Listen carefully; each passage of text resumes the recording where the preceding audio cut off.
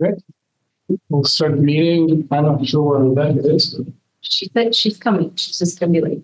Okay, so we'll just start. I pledge allegiance To the flag of the United States of America and to the republic for which it stands, one nation, under God, indivisible, with liberty and justice for all.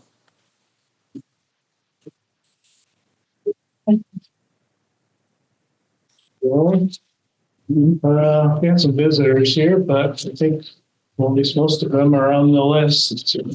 We'll go ahead and start with items from the floor.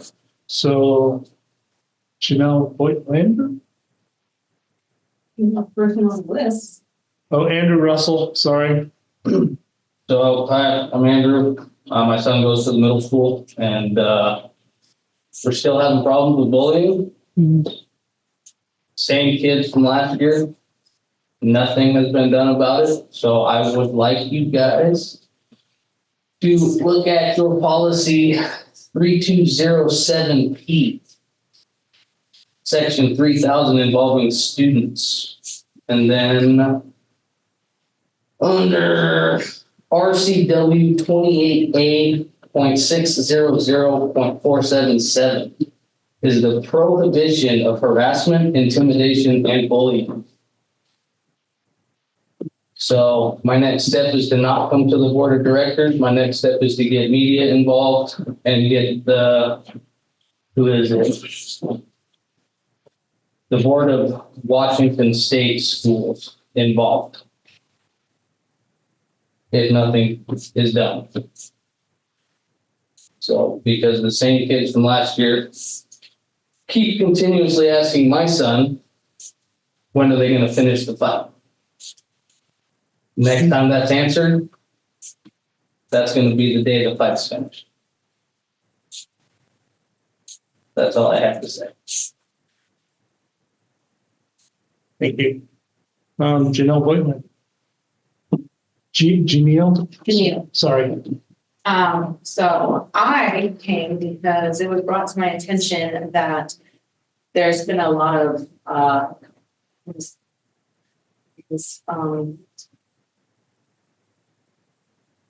lies isn't the word I want to use, but that's the word that really it is about what's happening.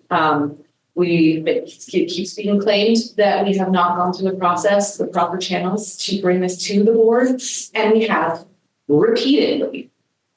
And we brought it to the board because nothing is changing. We have met with the superintendent on multiple occasions, as well as the principal and everything else, and nothing changes.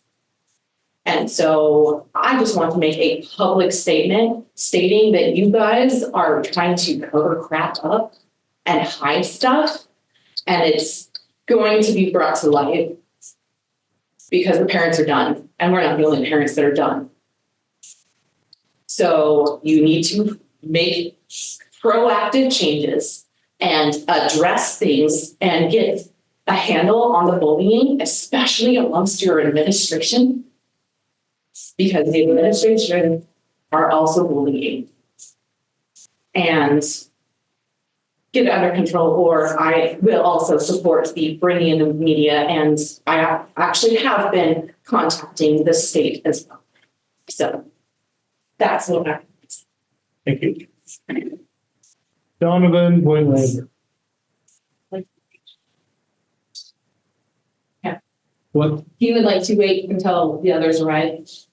Okay. They're running late. Jerry Ashby. Good.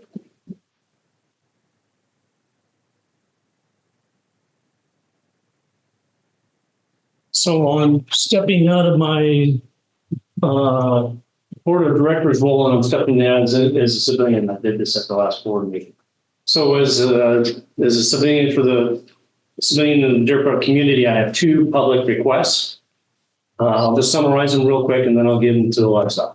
Okay. So first one is, yes. Further, you don't have to bring those to, you're welcome to bring them to the board, but you don't have to bring PDRs to. Well, I know, but I'm killing two birds with one stone. I mean, I gotta be here, and it's easy. I give them Alexa, and we're on our way. Okay. So the first one I'll summarize is that I want a copy of all of the vouchers that have been signed by the directors since December of last year through present day. This is the vouchers where the contractors and the vendors, Avista and that. So I want the ones that have been signed. Is what I'm asking for. Okay. That one.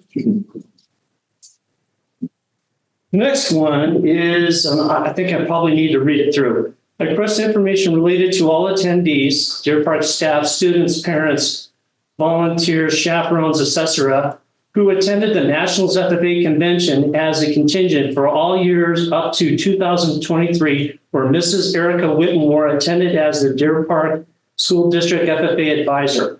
For students named, abbreviate their first name with their first initial. For example, Jane Doe can be J Doe.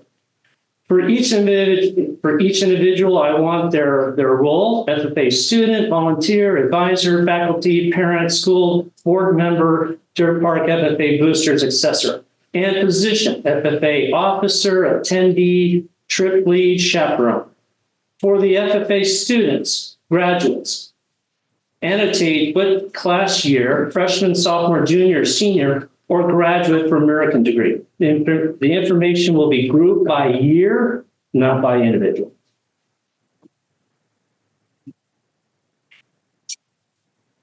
We get Rochelle Lust. I put her on the names of the phone list so she could get a chance to speak. Zach Lust. You get Rochelle as well as David. Jaden. Okay. Lucinda Ashby. Hello, I just have some questions around the HIB policy. So HIB, for those who don't know, is harassment and Intimidation. intimidation and bullying. I'm like, what is that I word? Anyway, so here's the first question that I have for you guys. Does the policy cover when students are at extracurricular activities like sporting event or band event, something like that? Alexa, can you help us with that one? It depends, is the answer. And then if it's an event that's ran by an organization of the school, let's say it's like a soccer camp run by the girls' soccer team, and there's a bullying incident during that, is that covered by the policy, or is that extracurricular not part of it? If it's a school-sponsored event that's hosted by the school specifically, yes, it would be covered. Okay. So my next question is, if we go as a parent and I talk to the principal or I talk to the school counselor, did they actually file a HIB report, or do they just talk to you and then go deal with the situation as they feel necessary? It also depends, because if there's a complaint around HIB, there's a form that needs to be filled out by the family. The family needs to submit that to the school. The school then investigates and renders whether it was HIB or not. Okay. And then the other question I have is, in the policy, it says that after you do an appeal, if you don't like what comes out of the superintendent's review of the incident, the investigation, that it's supposed to go to either the school board or a disciplinary appeal council. So my question is, the last time that I was here, bullying came up. It was made apparent that the board is not going to engage in bullying. So who actually makes up the disciplinary appeal council and has final say over the bullying investigations? So that could be the board. It needs to come with a formal request from the complainant, and it needs to explain the circumstances. And then it comes into what we call a closed session, and the board conducts a hearing. Okay. And if I want to appeal an investigation that's done by the HIB office, is there a particular form, or do I just put in writing, I disagree with what was found in the investigation? Right. This is my appeal. Correct. And they just drop it off here with the secretary, or? You can drop it off, and then you have the opportunity to come in and provide in a closed session your argument. Then whatever individual is also a part of that, whoever conducted the investigation, what the findings are, they're also able to submit their information and evidence in a closed session to protect the students' information. in that closed session. And then from there, the board renders a decision from there. And then if, just so I understand, because I keep getting questions about it, so I want to make sure I'm giving the right information.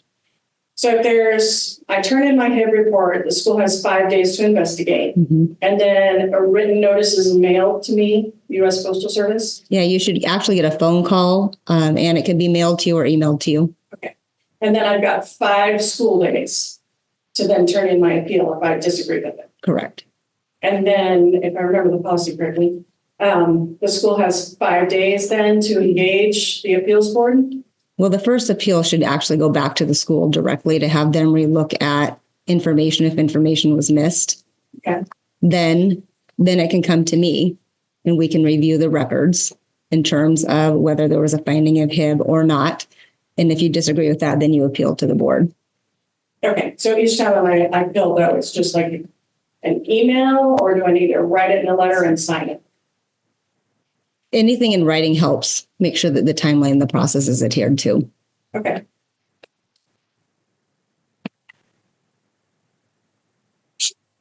Wes? Rochelle, Zach, Wes? I'm sorry, we came in late. I'm You're close. not exactly sure where we're at in the meeting. We're in the public comment period. Your name was put down to make public comment as well as Zach. I'll get back to that. So, bullying has continued throughout, last school year and then into this school year as well. Granted, Zach hasn't experienced the bullying towards him this year, but he has witnessed. Michael's been doing it. So, we had 2 boys that we were having issues with last year, and it's continuing, I guess, into this year. And we haven't even really gotten deep into the school year yet. You said it was Tyson, held a kid by the throat the other day. And told him to bark like a dog until he would let him go. This is what we're dealing with constantly. Anything more?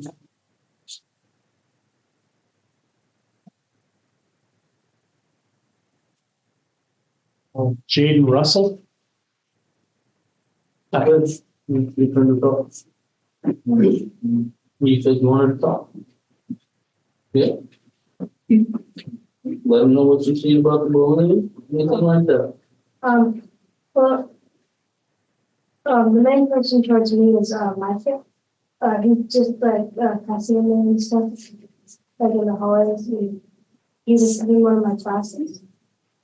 Yeah, so sorry to interrupt him, but the kid that severely beat him up last year managed to be in the same class as him. The other kid that started to beat him up last year got his lunches switched to his lunch. So I don't know how it was when any of you guys were in school, but anything like that, immediate suspension, all sorts of stuff. But instead last year when he got beat up, he got suspended. So something needs to be done. Alexa, can you I'll contact? follow up. And Yeah. you should be hearing from Miss Yep. I'll be in touch with each of you. Here in the week. Because I went to the school sheriff last year and he said that it was mutual conflict. But if you look at the video, it's not mutual conflict. But this year it will be if nothing is done. Thank you. Thank you. You pass this down. So this. Okay, Thank you. is there any other public comments? If I could add, do I just need to sign? If Or I you- can sign at the end or whatever. Sure. My name is Samantha Shively. I just had a question about the bathroom situation that was talked about in HomeLink right now about gender and equality and things about, I wanted to get kind of the like actual non-rumor situation about whether or not the rumor is that if a boy wants to go into a female restroom, that the teachers are now not allowed to stop him. And so I'm just kind of curious about what the bathroom situation is. So I would say in essence, nothing has changed with what we're doing here at HomeLink or any of our schools in general. There has been a law around gender inclusivity as a part of the non-discrimination statement for many, many years. This year, OSPI put out some mandatory handbook language that we are required to add to all of our handbooks, as well as the athletic code of conduct. So with that, nothing's really changed in terms of our processes and procedures and what we're doing. Every school that we have, including here right next door, this single stall bathroom is offered to any and all students who would like to use it. Same thing with all of our buildings. We have individual bathrooms and individual stalls. A lot of times what we want to do is to maintain the safety, the privacy, the integrity, and the confidentiality of students is our administrators work directly with the families and with the students. Yeah. So at any of the schools, if there's a designated female restroom, if a boy tries to go into the female restroom, is it correct that a teacher could not stop the boy? I would recommend that we work with the administrators directly so they can work with the families But directly. what if it happens in the moment? So like if somebody has not talked to this particular family and if boy's like, I'm a girl today, and just walks into the girls' restroom, does a teacher have authority to say, no, you need to go talk to? It depends on the situation. I know the question came up in HomeLink as well as I just want to go just to be funny. That becomes a student conduct issue. That does not become a gender inclusive issue. So. But what's Yeah. it for, like, if it happens, what does the teacher do? The teacher, I would recommend talks to the administrator directly. So the administrator can work with it. In a moment thing though. So like if your daughter's in the bathroom and she's not changing because she's going to dance class and a boy walks in, there's no time to be like, I'm so sorry, you need to talk to the administrator. Like what is the formal policy for a teacher in the moment that sees this happening? Do they just let it happen and then go talk to the administrator? Or like, what is the in the moment thing? And what do we tell the children to do? Yeah. So first of all, dance class here at Deer Park, we don't have a changing room for kids specifically. So we ask that the kids come already pre-dressed, right? So we don't actually have a changing space for kids here anyway. I don't see it being any different than what we currently do, which is offer a changing space with an individual stall or in the girls' bathroom if girls feel comfortable changing in the girls' bathroom, but we would offer them to have an individual place to change and offer the accommodation just as we've always done.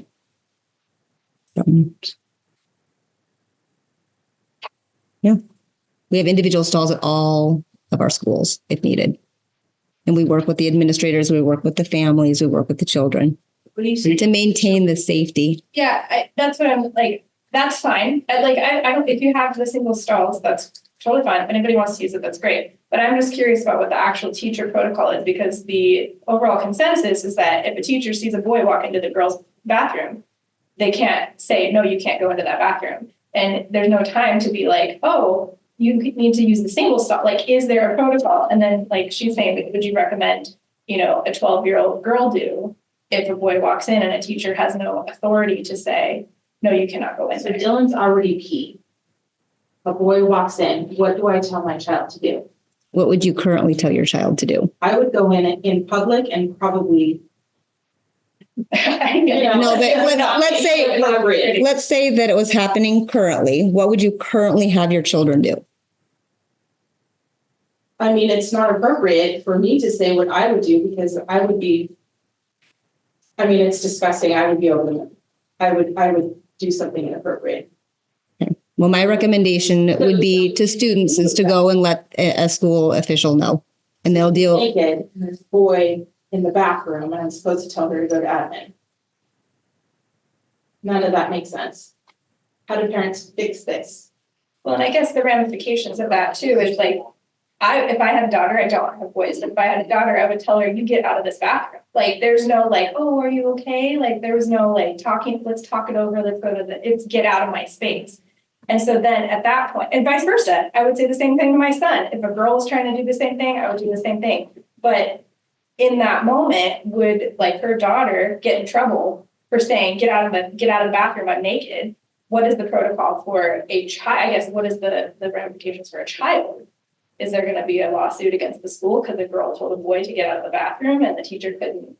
So she just has to be quiet and be a victim while there's a naked boy in there. I'm sorry, that's not gonna happen under this mama. It's just not. I don't know. I'm going to be really honest. We haven't had that situation. We're not changing any of the process and protocols. Our administrators work very well with families, with the kids to make sure that all kids feel safe. I'm going to leave it at that because that simply doesn't happen and hasn't happened. And if there is that case, It's coming here, so I think we should have something in place. I mean, I work in Spokane and this does happen. And I'm sorry to make this a big deal, but if she sees a naked boy in the bathroom, there's not much that will stop the anger in me. And I'm just saying that we need to have something in place because it will come here. They have furries in Spokane, okay? It's coming here. They're all moving here. See the Teslas. So let's just be real and we have to have something in place. We can't just say it's our policy. You have to say, if I'm the baby, she's a baby, in the bathroom, naked, what do you do? but I guess what I would say now is what would you advise her to do now? Scream, get attention. We go to some. Yes, I would contact the administrator as soon as possible. So my reaction is violence, always in my own self. That's the way I was raised, to defend myself. And if she's being victimized, I would tell her to defend herself. Now, she will be expelled for that or some other disciplinary action. So I'm looking to the board to say, what are the options? Because if she sees male parts outside of my permission, that's a problem for me. And I need to give her a better way to do it because my way you won't like. And and I'm not the only parent. This isn't a huge issue. So you guys as leaders need to figure out a good protocol for her to handle that situation and all the other little babies in our schools that are being subjected to this. If you read the gender inclusion thing, you can't, there are things where you have to come and you can't just decide that day you're going to be a boy or a girl. Okay.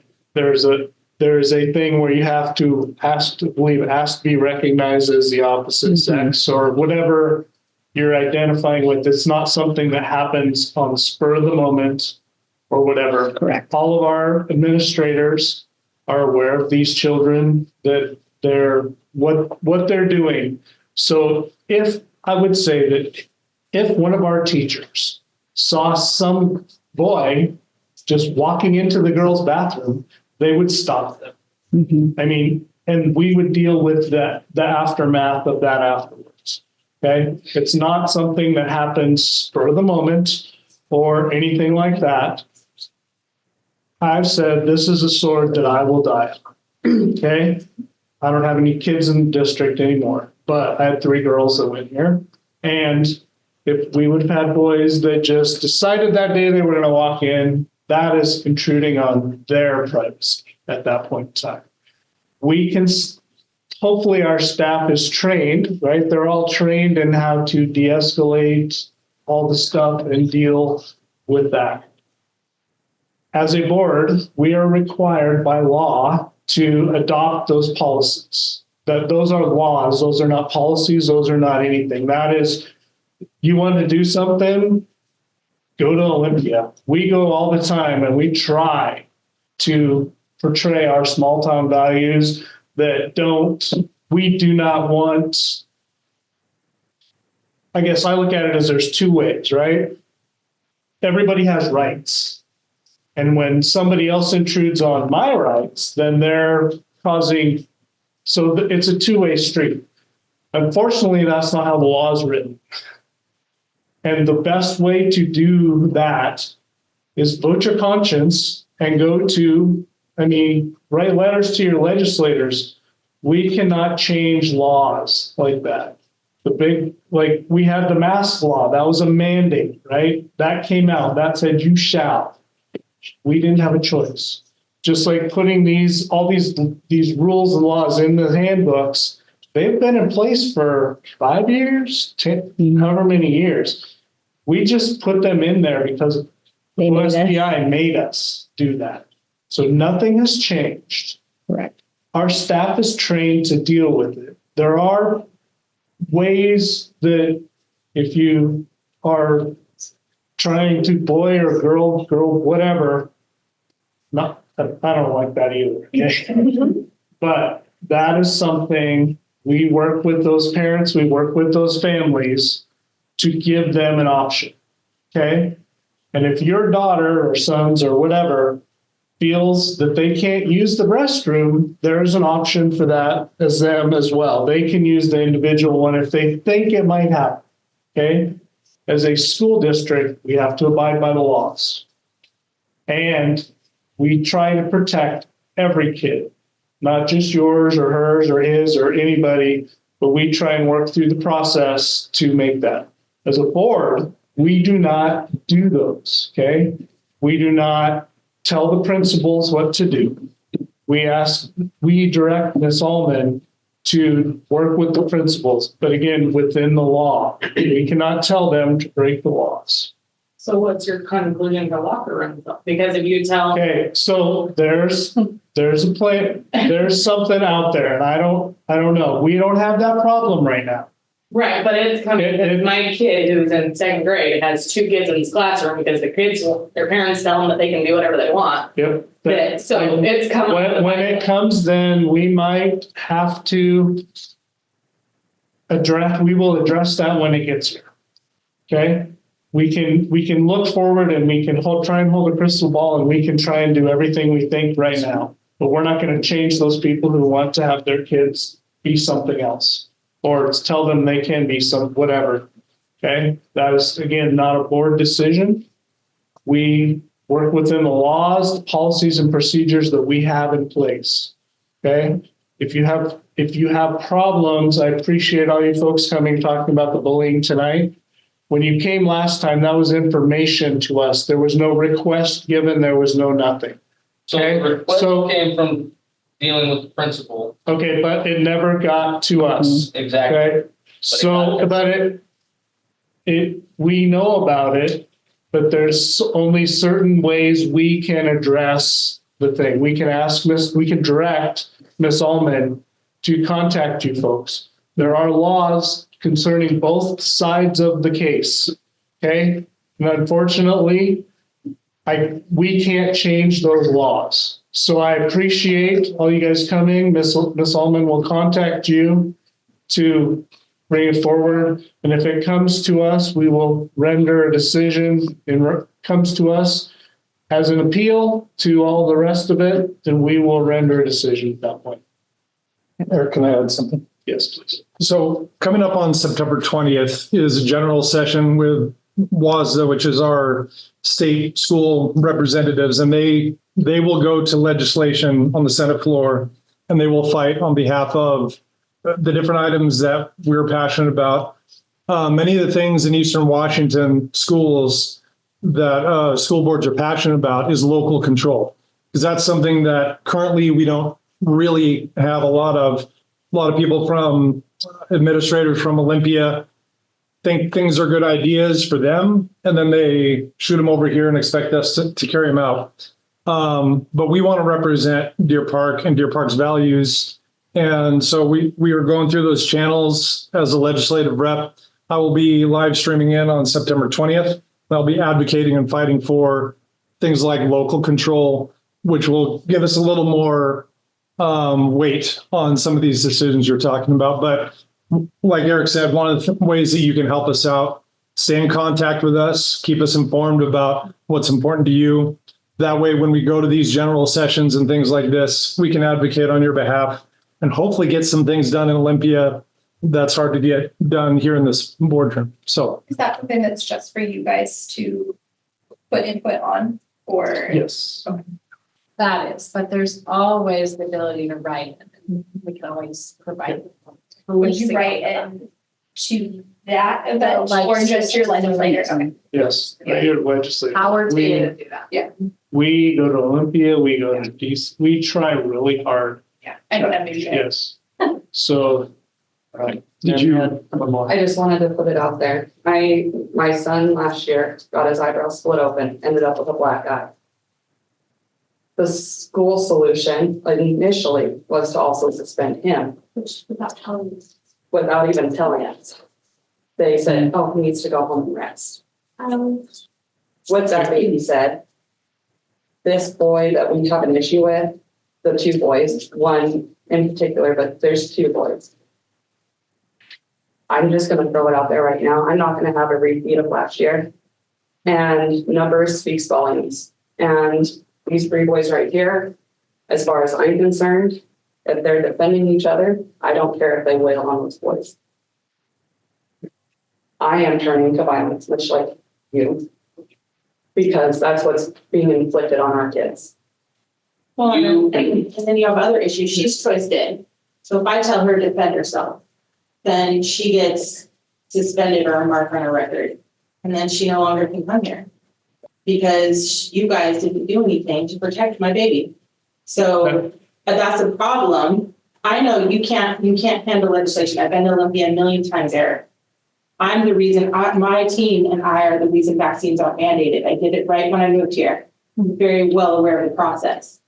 The problem is that you guys are required to follow laws, and I get that, but you, just like Travis used to say every single night to me, he was superintendent, yes, we have to follow laws, but we can choose how we react to those laws. We can choose how the process happens, how the policies, aside from the policy in particular handed down from Seattle, we can do other things to protect our children. And you know that, you've seen them do it.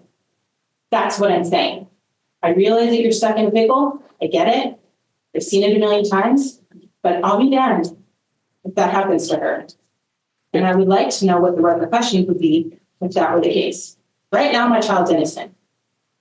She would be the victim. She still is the innocent one. I'd like to keep it that way, but you can see how heated I am, and I never get heated in these meetings because I'm here all the time, and I vote with my feet. I tell you what, that's going to be a big deal. So you need to start figuring it out now. Okay, Mr. Lusk, sorry. You, Jerry, then we're done, okay? Because we need to proceed forward with the meetings. Okay. Go ahead, sir. All right, so when I was supposed to get suspended, Dad had to come down to the school because they wouldn't let me call Dad, like from the school. They get me in the nurse's office. Wouldn't let me leave the nurse's office or use phones or anything. So, and they, when I finally got to go to the Mr. Thurman's office, he called Dad and told me that I got hit in the head. He didn't like say I got punched or anything. And he said I wasn't feeling well, so I wanted to go home. He didn't say I was suspended or anything like that. Okay. So as a parent, and my daughter's 8 years old, I had the same concerns about somebody walking in on her in the bathroom. So now I'm looking at how do you fix it, right? Because there's this law thing. Shelley Short is our representative.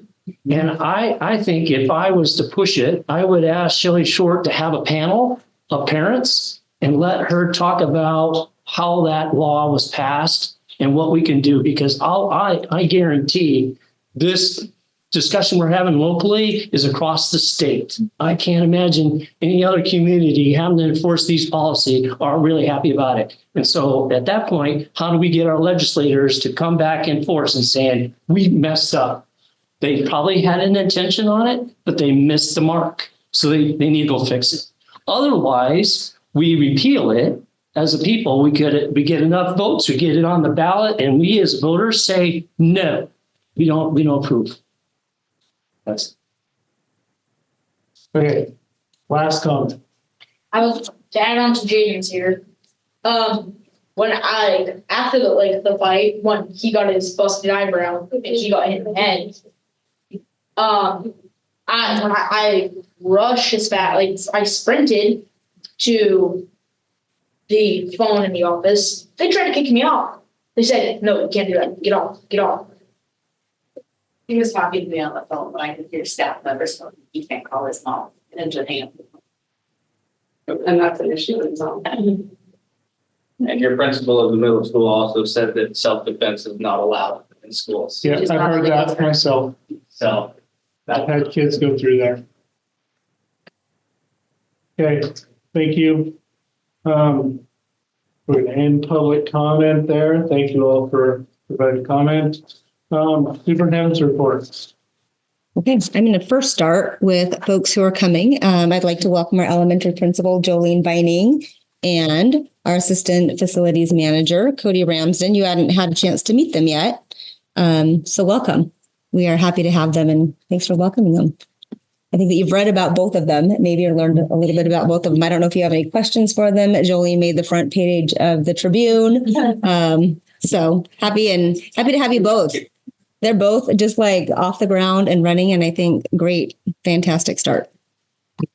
Thank you very much for coming. And good luck. That's all I had was, and I told them they could go after a very short period of time. So. That was the first week or second week. Yeah, that's right. Yeah. I'm on a different schedule. Really good. Good. It's been busy. It's been busy. Sure. Yes. What was the role again? I missed it. I'm Steve Howard, second. Okay. Yeah. He was able to mobilize overtime for our grounds this weekend. He's been able to mobilize contractors coming in. We are in the process of hiring for his position that he vacated. So we've been short some folks, and only having 2 grounds folks, if one is out or if both are out for various reasons, it's a huge impact. Plus, when our equipment is down, it's also a double whammy. So Cody has come in and stepped right in and done a nice job of helping get caught right back up. We're still in the process of catching up, but he's been working hard. He actually came on Saturday morning to help with the hornets' nests at Arcadia. So he was in here bright and early. Well, he started September 1st, just to be clear. It's not like he's been doing this job for a long time. He just started September 1st. Yeah. And then Jolene just stepped in so easily and like just with ease. And so I realized that you hadn't had a chance to meet the board yet. So thanks both for coming tonight. Thank Good you. to meet you both. Thank you for taking care of our kids. And you guys both live in the community or outside the community? I do. I live in Denver. Cool. I live just outside, but I'm a Deer Park. All right. Been over years. So happy to have you both. Cool. Okay. And then you can see kind of the agenda for tonight. We've got an assessment review, which was on the notes, non-residential enrollment update. This was going to be a work session, but I still have a need for us to talk about our district goals for this upcoming year and get your input, especially as we start going around from the schools and doing site visits. Want to make sure that we have our board. What is it that we're looking for? What are our markers to show that we are focused on the right work and being successful? Information about the WASDA assessment, and then just a couple of other bits and pieces of information. Okay. Oh, there you are, Jolene and Cody. Welcome. Have a good evening. Thank you, guys. Okay.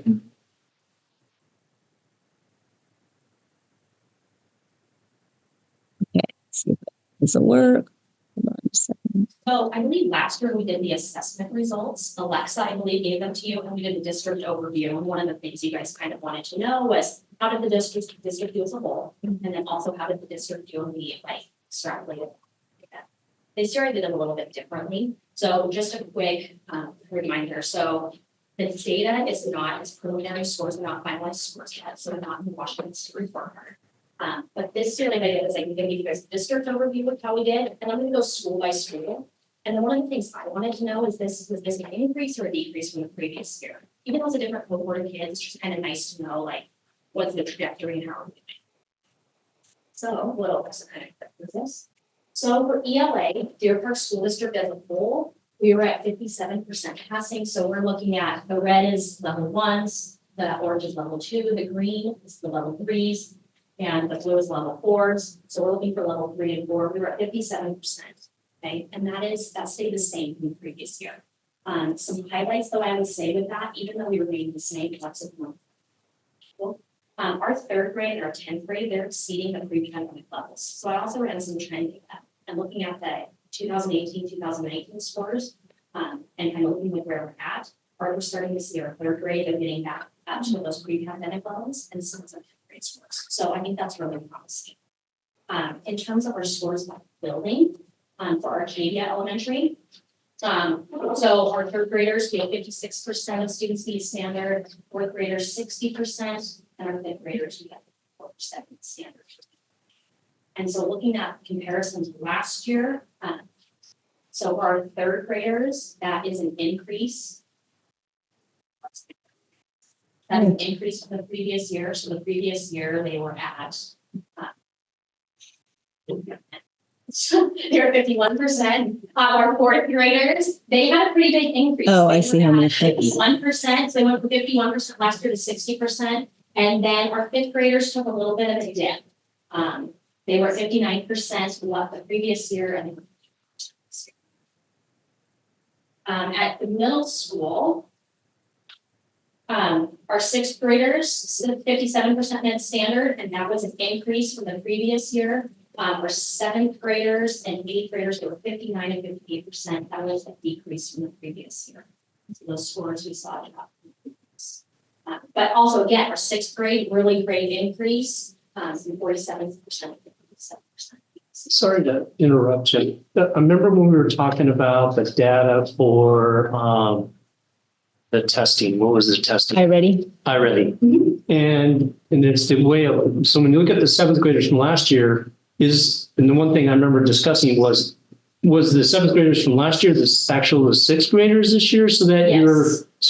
I found that the data is kind of you don't mean to. It's sort of skewed because it went down, but that's a different group set. Correct. And so that's one of the things that, I ran through trend data. I told Alexa, the next thing I want to do is I really want to go by grade cohort so that it's the same cohort of kids that we're looking at instead of just, because when you're looking at year by year, it's not the same group of kids. But if I looked at 2018-19 with our third grader, and then let's say that data 19-20, we don't, but 19-20 with our fourth grader, right? You get a better idea of how that cohort of students progressed. So during that discussion I had with the vice principal at Arcadia, I said I had an idea how to do that. I hadn't had an opportunity, but there is a way to take the graphing and show by color. You take a group set and you show them going, let's say 6th, 7th, and 8th. Yeah. And you show how they grow and they continue to grow and they're a strong set. And maybe the next grade that are moving through, so they can show if they're trending up or trending down. That way it doesn't,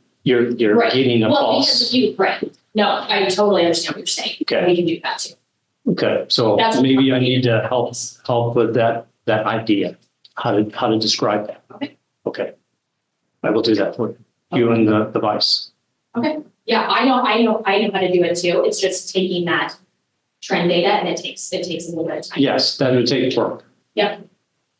Okay, and then the high school for ELA, we have 82% of our students meet standard, which sounds pretty good, but that's an increase. We were at 71% the previous year. So I think in looking at it, this one also gives you guys like the state average where we were compared to the state. Oh, sorry. So state average for ELA at 10th grade was at 60%. Yeah, as one thing. So home links data I put all on the same sheet, so I wasn't giving you guys like multiple. And so you can kind of see it's a little bit all over the place. Third graders, we had 23% meet standard. Our fourth graders were at 49, 32% of our fifth graders, sixth grade also were at 32%. Seventh grade at 47, eighth grade at 49, and then 10th grade, like look at that. By the time they get to 10th grade and they need to meet that benchmark, we have 84% of our students meet standard there, right? And again, remember last year was the first year we really everybody needed to test, right? And so Alexa, if you want to click through that, I'll kind of give you a better idea of if this was an increase or decrease. But you know, it's the data skewed though because not all of the homeschooling people take the test. that would be correct. Like I'm looking at this as a homeschool mom and I'm like, absolutely not. Well, these are not from this year. From general though, because I know a lot of kids at home like they didn't take the test where there's if they opted out, well, first of all, this last year, first year they got in trouble if they couldn't opt out. Out of it. Yes. But previous to that, yes. knew it was skewing numbers too. Correct. So like Yes, the previous years, so the ones with the arrows for the 22, 23, those would have been years where we had like, if somebody opted out, it's counted as a zero. This year, that wouldn't have been the case because people couldn't opt out. So do you find that maybe the students who were forced to take the test didn't put much effort into it because they were now being forced to take it? That was not anything that was reported to me. I know I did it when I was in college, when I got forced to take the GRE. And I Christmas tree the bubble street. Yep. Yeah. That was not reported So- by the testing coordinators. That wasn't anything he said, so, but. Yeah, it's not, it's not. So, Yes. Okay, any other, so for our math scores, as a district, we were at 40% passing, which is actually an increase for our district from the previous year. Can I ask a clarification? Yeah, The district includes the Homeland Tech. that's okay, district as a whole, yep, everybody, all together. Yep. So that's an increase for us. At Arcadia, our third grade math is a 60. Can we go back a slide? Yeah. So when you say 40%, we're falling in the orange? No. The 40% is. 20 plus 20. Is of students meeting standard. Oh. 40% of students met standard on the test. District-wide, in grades, reading through all of these. So 60% is not meeting standards. Correct. Yeah. Yeah. So at Arcadia, 66% of the third graders met standard. Big increase from that. I believe they were 56% the previous year. So a lot of growth there. Fourth graders, we were at 54. That's staying the same. We were at 54 last year. And then we dipped a little bit with fifth grade. We were at 47% this year. Last year we were at 54%. At middle school, sixth grade, we were 46%, which was an increase from the previous year. Actually, pretty big increase. They were 38%. Our seventh graders, we had 42% meet standard, which was a little bit of a dip. And then eighth grade, we had 38% meet standard. A tiny dip, we were 30% the previous year, so that's the most kind of staying the same. And then at the high school, we were at 38% meeting standard, which was actually an increase. So then for HomeLink, and one thing that's kind of interesting, so back to your point about the data being skewed. Yeah. When you start to look at the trend data and go too, there's years where it's like less than 8% because there maybe only one or two students testing. Yeah. It's freshman not data. Ninth graders don't test them. And ninth graders do not test. Right, 11 and 12. 11 and 12 don't either. If we have an 11th grader tested because they opted to take a retake. Yeah, so third through eighth, they test and then 10. So you can kind of see the numbers up there. We had 17% meet standard and the fifth graders have increase. We had an increase in our fourth graders meeting standard. Our sixth graders, we had 6 weeks, which is a little drop. They were at 6%. 8% of our sixth graders met standard, which is actually an increase for only.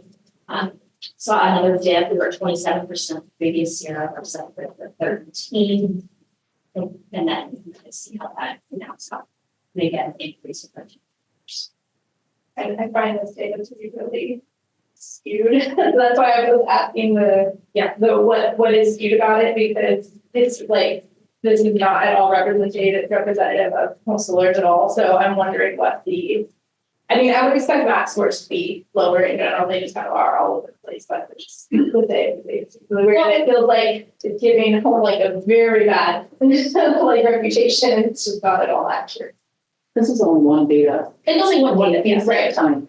So it's not showing the whole thing, but this is what we have across. And if you look to the state average, across the board is also incredibly low. These students, And as they take the test again, should always be used to taking them. Right. Scores will come up. Curriculums are different than Yes. what schools are using, and the schools are more aligned with these state standards. That is true. Homeschools are not, and a lot of our homeschool curriculum is actually behind grade level. well, so it's interesting. Well, our curriculum's a year ahead, so my kids would be different, but at the same time, that's why I think the status is interesting, because the kids that you're correct in that all of our curriculums are all different and we're not necessarily teaching kids to the state's standards. And so when these have come out about Homelink kids doing so bad, it's like, no, we just teaching them things that are not on this state test. You're gonna life skills, they're not gonna. Well, Unfortunately, not even that. Like, it's just like, they might not have whatever the third graders learn. unfortunately, this is the data we have. Yeah. So- Well, and it is one point in time, and it's also the most public piece of data that gets published, unfortunately, versus reasons, right? Yeah. And so, We don't make a big deal of it at home, like, it's just take the test videos so that we don't face this. Yeah. Yes. Did we ever look at the data, sorry, I know we have a lot of people that move into our school district, did we ever look at the data, if we're gonna compare year to year? And like review the kids that just came into the school district to see year over year, if you're using the Deer Park curriculum, how you're performing? no, I've seen that data like that where you could do, yeah, but it's difficult to do that. And there are some, I think, programs that can do that can take just like a cohort. So like, hey, we took our cohort of students that start with SNK and end with SN12. How do those students perform as opposed to families that have been and out, right? But also, this is just high-level data that's coming to us. The day-to-day data and all the other stuff gets shared with all the administrators and the folks who do the work in the schools. And they can tweak their things to hopefully always go up, but I never. always refer to this data as competency, right? It's like, you did the test, like, and what's there, like, right? You're like, there's, you know, what do we have? And so, we can get some information from it. Gary, I do like your idea about getting the cohorts to get an idea of, you know, how a specific group of students perform over time, right? Because that gives you a better picture of that specific group of students. I understand with the arrows. I just personally like to know, I always want to get better all the time. Doesn't matter which group of kids, right? So, you know, I think sometimes people are happy with meeting the state average. I'm not. All that data is available to the teachers so they can see what they're getting and. Yeah, the state did switch to a what centralized left. reporting system though, so there's a little bit of a hiccup with that because they changed how they're reporting the data in August. But yes, teachers. What does all of the data do besides give you this information? Like, do they promote different policies in the state, or like what if they realize, oh, no one's passing that? Like, what happens? Nothing, or do we change curriculum? Do you change? Oh, they change Yeah. curriculum. Well, let's start with the national Smarter Balanced. And the test that we take is it's based on the Common Core state standards, which are national standards. They aren't state-driven standards. The SBAC is a national assessment that we're taking. It's not just for the state of Washington. I think that the state of Washington could potentially choose between 3 different big tests. We've chosen the Smarter Balanced assessment. So that's what we take. So that's starting there, right? And then we are using standards to drive our instructional practices. With that, I don't know if you've ever taken a look at the Common Core state standards. There's hundreds per grade level. So then we're asking our teachers to work in their professional learning communities to pick out like the power standards and the power standards that they think are the most important and the most relevant to support kids from before, where they were at before, looking at where they're currently at and what are those essential standards. That's all the professional learning community work that we're doing this year. And then thinking about further ahead, what are those anchor and power standards that they're going to have at this level to be successful at the next one. It's pretty deep work because there are so many standards to choose from. But we're regrounding ourselves this year in what are the essential standards for ELA and math specifically.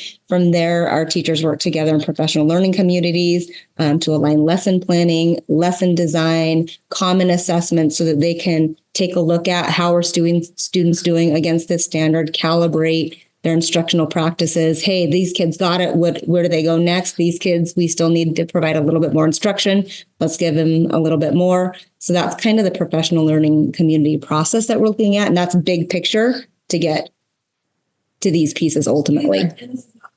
It's math in general. So it's not like, oh, they're really bad at fractions, or it's not really that specific. It does break it down by target. Okay. So you can actually disaggregate the data to identify what was a specific target that they didn't perform well on.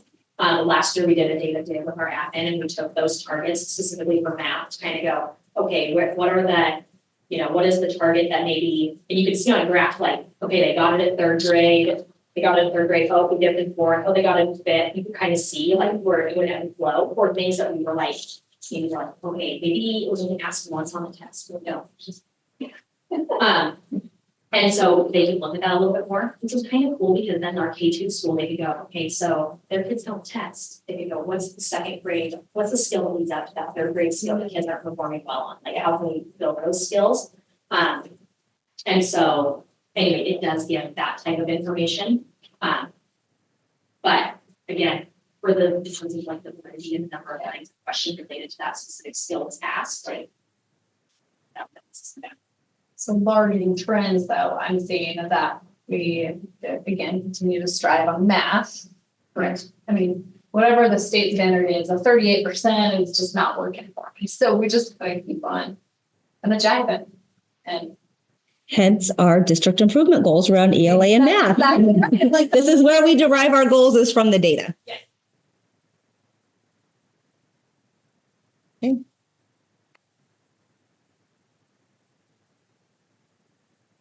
Thank you, Anya, for the time you spent creating these graphs. It's immensely helpful, and I love the visuals. yeah, very cool. Just a clarification. I do need to. I'm sorry, I was.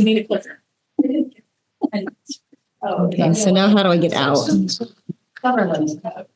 Obviously, keep.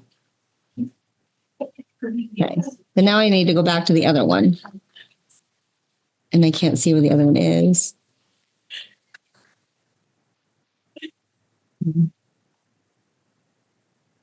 Because of this bar. We're in transition. At the last school board meeting, we had the 2 trips. Yep. Athletic trips, did they come back? Yeah. Okay. Here's it out. Now for all. Here's our procedures for field trips and policy procedures. Okay. Okay. As well. Okay.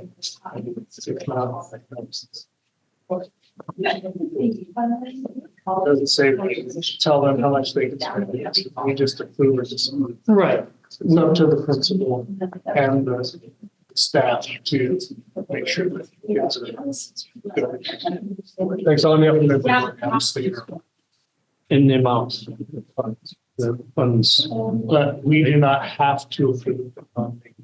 That is not our goal. Our goal is to know that the kids are going to have this time of the area and to say, yes, that's a good thing.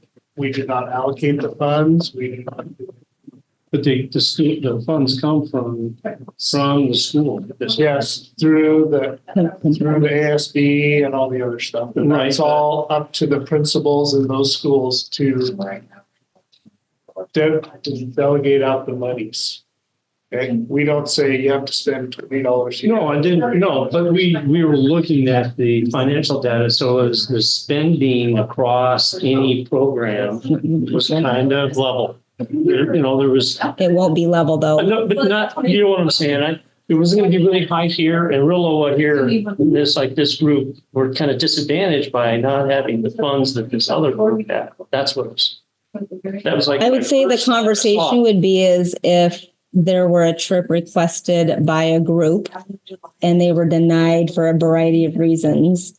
And they came to the board and they said, we were denied this trip. We don't feel like it was fair. That's when you could go back and you could say, hey, we approved the cross-country trip. We approved the band trip to Victoria. We approved the FFA trip. We approved DECA to go to nationals, and you could say, well, maybe we haven't given this group an opportunity, or, maybe it's because you have taken 3 or 4 trips already. Yes. Right. Something like that. Right. But I would say it would be a different conversation if a group was denied. We don't deny very many groups. So you're saying that those forms are not coming to us anymore, or they? No, they are. Oh, okay. So we still have a level of oversight and seeing the expenditures. Yes, but they will never be the same. Of course not. Of course not. Yeah. Okay, Alexa. All right. Next is update in terms of choice. We did a 23-24 comparison with 24-25. As you all have been well aware, we have been looking really closely at choice students because our schools are full and they're busting at the seams. The transportation center and our buses are full and busting at the seams. So we have been really looking closely at choice students by individual. We're looking at grade level specific, school specific, program specific. Also to be able to choice in, kind of to your point, is they need to have good attendance, they need to be doing well academically, and they need to be doing well behaviorally. And those they have to reapply annually and up to date. As the board had recommended to the school district and told the school district, you need to be checking on attendance verification. That's also pushed additional requests through. I think that you've seen some of those come through over time. So that was a change that we made this year, but that wasn't an effort. And we heard from the community that, hey, you need to take a look at how many are choiced in specifically. So they took a hard look at those. Some of those numbers, we have a lot of employees who choice their kids in, and by law, employees get to bring their kids to us. So those are also a part of the numbers. Is there a way you break that so we can see if these are the kids or not? You know, these are numbers we get from the state. So I don't even have this like individual student names. It would probably take a while to be able to do that because you would have to know who the employees' kids are. There's a box checked on the choice in form. So OSPI can run that report. We used to do it when I was. Oh, okay. So, because they check like, why are you choicing in? Oh, it's closer to my home. I'm an employee. There's like 6 or 8 different choices as to why you choice in, and they can run a report out. Okay. It would be a nice percentage. Okay. Even though they're kids, I mean, excluding them, obviously I understand why they're working here, they bring their kids, but okay, so we still have what, 300 that aren't kids still workers? And you can see where HomeLink, they're pretty even now, but we have passed that 50% threshold by a teeny bit.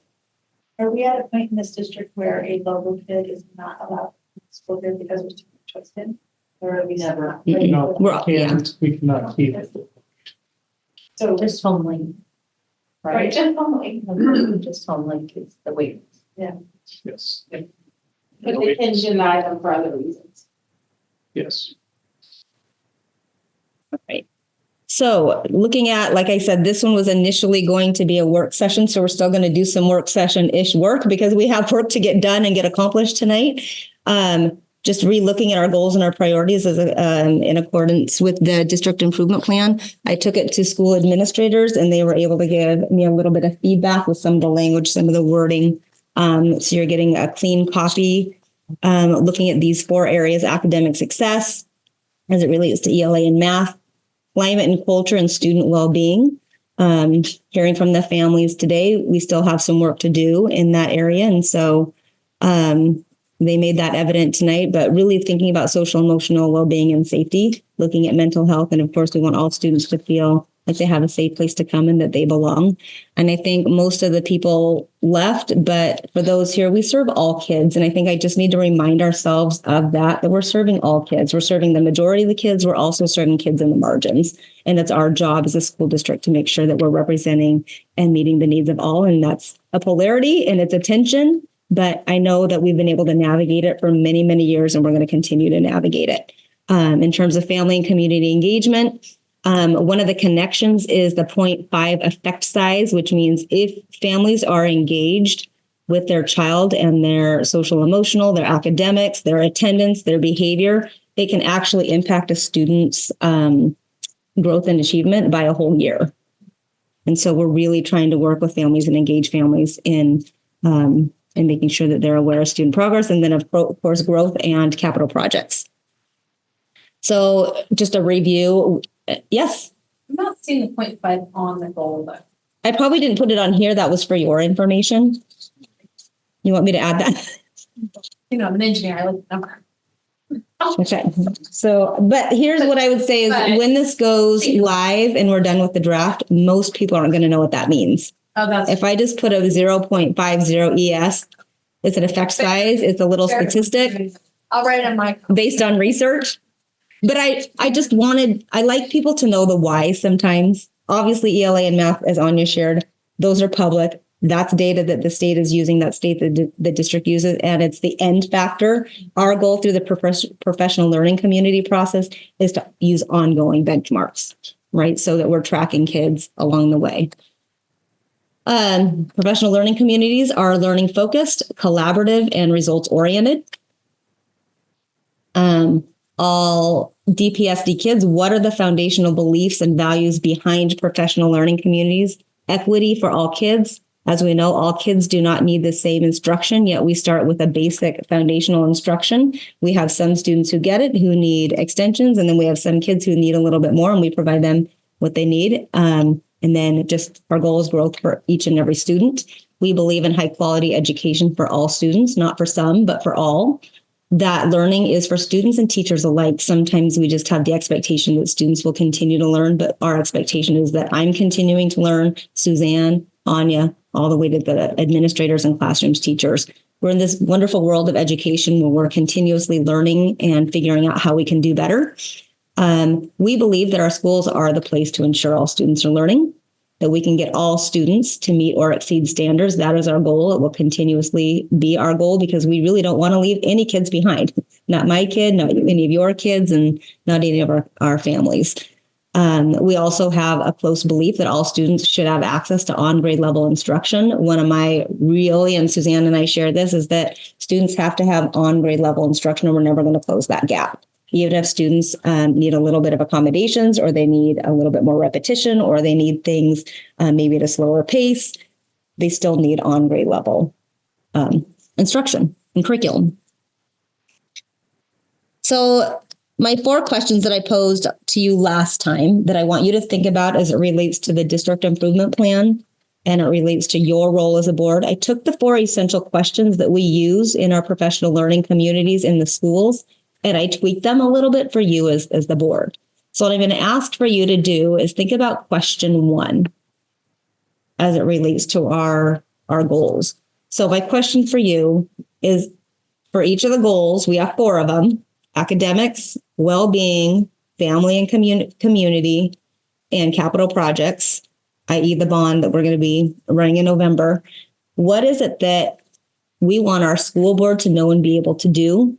And how are we going to know that we are successful in what we do? And the difference between this and the WASDA self-assessment, because I know the WASDA self-assessment really looks at high-level policies. This is focused on instruction and student learning, which in the history of the board and my small time that I spent with you, that's where you wanted to spend your time and your focus. I also want to get back into the instructional side of the house and really focus on instruction. And we believe as a district that professional learning communities is the vehicle to get us there. So I have little Post-it notes. Pink is going to be your goal 1. Okay, so you're going to write down some ideas, and this is what's going to help me tailor our school. When we go out to schools and we have school visits, your feedback and input and what you want to learn more about and hear about as it relates to the professional learning communities, because that's what our focus is on. And our focus is on question 1 this year. What is it that we want students to know and be able to do? So as a board, what is it that you want to know and be able to do to be able to be an effective board? Does that make sense? For example, if we go to Arcadia in October, right? Maybe knowing where the district is headed when we're headed, you want to have Lori come in and talk. We've already seen the Smarter Balance scores, so she doesn't necessarily need to go over those. But how are your PLCs? What are you seeing? What are they focused on, right? For the academics. For the social emotional learning climate, my goal is to have a survey launched sometime before 2025 to around climate and culture and well-being for our students, for our staff, and for our families alike. Okay, that's 2. So there's goal 1, if you want to take a couple. 2, 3 is around family and community engagement. A simple question could be to schools: what is it you're doing to make sure that families are staying informed? I don't know if you remember last year, the high school decided altogether that if it was a student dropped below a C, they were going to get a personal phone call home or email from the teachers letting them know that their students dropped, something like that, right? How do you want to stay informed about goal 3? That's your green. And then your purple is goal 4 around capital projects and the bond, and how do you want to stay apprised, updated. The other thing, I'm trying to take the work that we are doing as a district leadership team, and I'm also asking administrators to do. So we're going to do all these things The hard and the tough question, and I'm still working on it, is what is our evidence of impact? For example, if we're running a survey for the first time in November, December, students, staff, and the community, right? That's going to give us baseline data. How are we going to have evidence impact that we've moved the needle? We're going to have to run a survey again, either next fall or later this spring, to have data to compare, right? To show that we're growing in that area. Does that make sense? I do. So then what I'll do is I'll take your ideas and suggestions and then put them in, or we can share them out. You want these now or do you want these? Sure, we can come back to it. Okay, give me a quick cut on, you were rattling off and I was trying to match what you were saying to the chart. So I would focus on 1 and 2 for Based the on goals. this. Yes. Okay. So if I was sitting as a board member and I wanted to stay informed and I wanted to keep us moving in the direction that we're heading, what is it that I want to know about goal number 1? Right? And you know that we're focused on professional learning communities, specifically question 1 and building alignment K-12.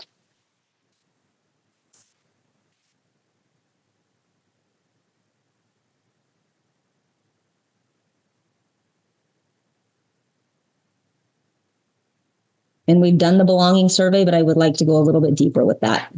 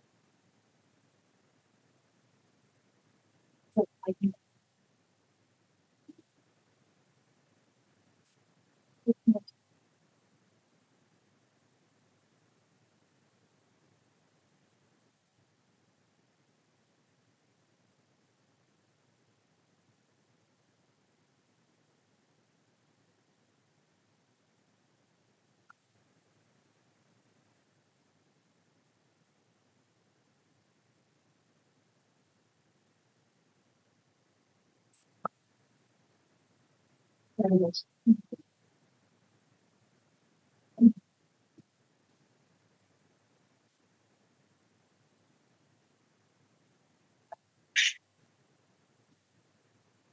have to be quiet. I can't. No, I'm just kidding. I'm kidding. Totally kidding. Keep going.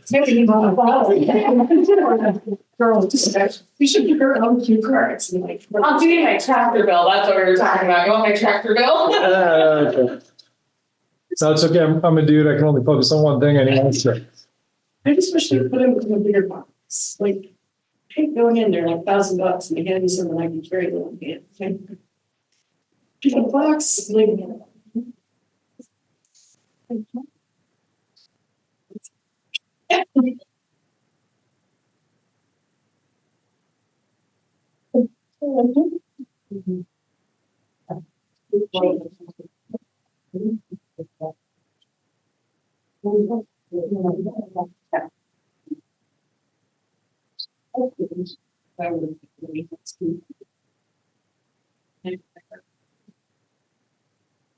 then when you're in your work, yeah. And then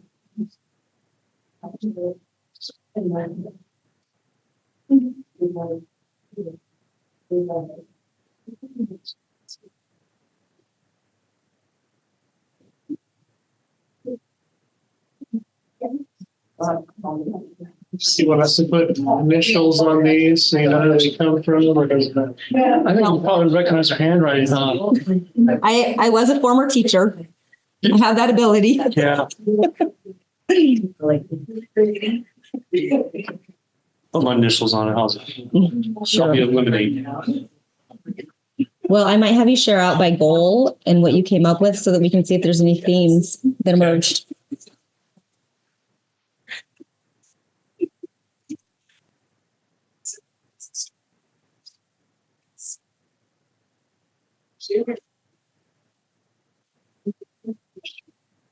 Want me to go back to the goals? So there's your district improvement plan. So they take. You still got those cats? Yeah, and it's on four. Always have 5 beautiful black cats. And they have survived the coyote. I don't know how. Yeah, that huge pack over there. Do you hear them by your place? Brutal. They took one of my dogs. And you don't have to kill anything because I love animals more than people, but I do that. I have people go, oh, come on your property and shoot those coyotes. I'm like, I can't do it. Just is true. Vermins. I know, it's hard. Every time they decimate my chickens, I want to cry.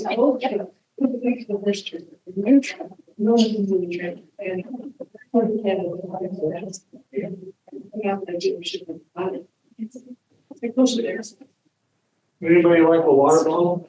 Just take this now. Is there one? I'll take one. Thank you. Hold in here. It's more like a shot glass. I don't know if I could a bottle. The best water vessel.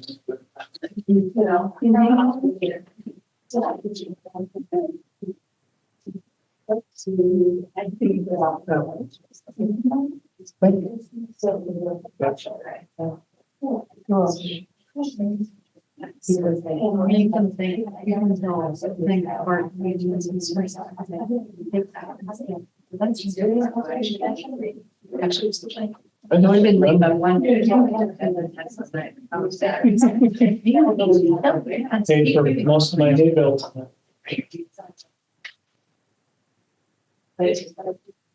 Yeah.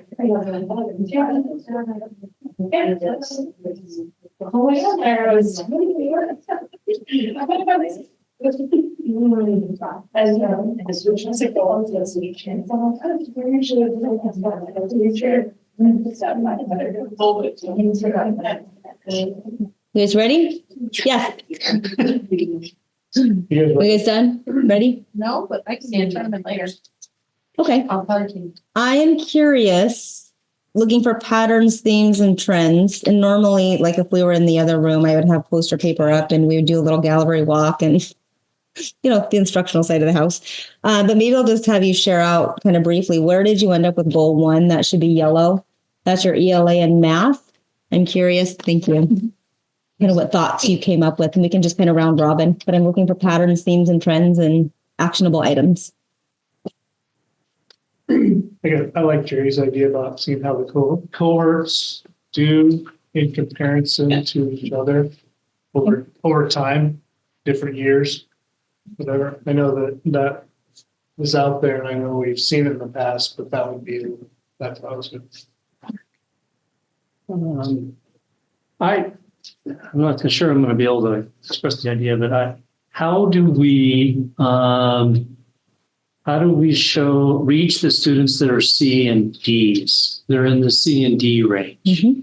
So if we, and I don't know how you group that. I just like those kids in that average. I don't know if there's a term disadvantage or if we were able to concentrate on programs like one of the ideas I shared with the middle school principal was a math competition with other schools with kids in the C and D range who would compete against other students in other schools in the C and D range in a math competition. And then they would represent the school, and then that would maybe spur some interest in doing better in math. And then that would help the scores that are on the board. Because now you've raised the left side of the bell curve up. I like the idea of programs and how to motivate and inspire kids to want to be better at math. We have to be careful about targeting kids outside of the schoolhouse. Right. And then somebody, when I shared the idea, one person was an educator said, hey, why couldn't we do that for art?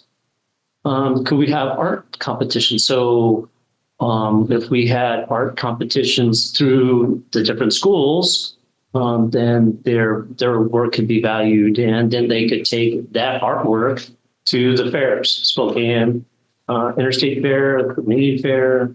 So that way. One of the things, and I appreciate that very much, and that's something that the art teachers can work on. One of the things that I'm really trying to do is stay focused on the 4 goals, because there's so many interests that come our way: STEM, robotics, computer science, all the CTE variations and like there's a lot of things that come at us, and you know, never mind you all the legislative stuff that comes at us too. But I myself am trying to stay focused on our 4 goals this year, ELA and math. But so I'll roll it back and I'll just stick with the math. Well, that was a great idea, though. Okay. How do we take the kids and bump them, right, and get them to the next level? And so when we're hearing, especially from 6 through 12, that would be a good thing for me to have them speak about. Okay. Right. And I would say C, D, and F. I know they focus a lot on D and F, but you've included C in that conversation too. Yeah.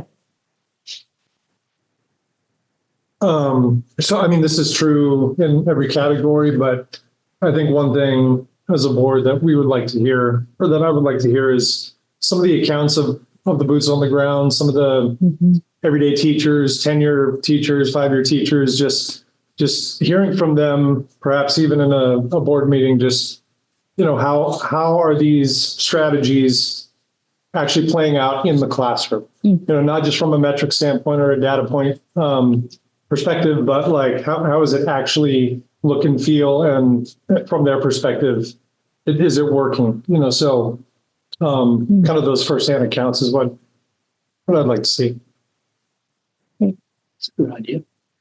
I put down iReady test scores for a common assessment from math rather than these one point in time data points that we get from the state. Something the teachers find more valuable, that assessment. And then I'd also like to know about PLC work, because we every month devote Wednesdays to them doing that. I want to know, how are the teachers feel about that?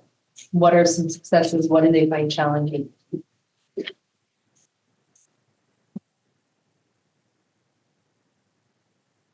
Love to hear a little bit more about continual progress. And I think that's more to do with PLC, but not just this big data point at the end, but how are the teachers and the admins looking at the data individually in the classroom, in the cohorts, to see how the progress is doing throughout the year.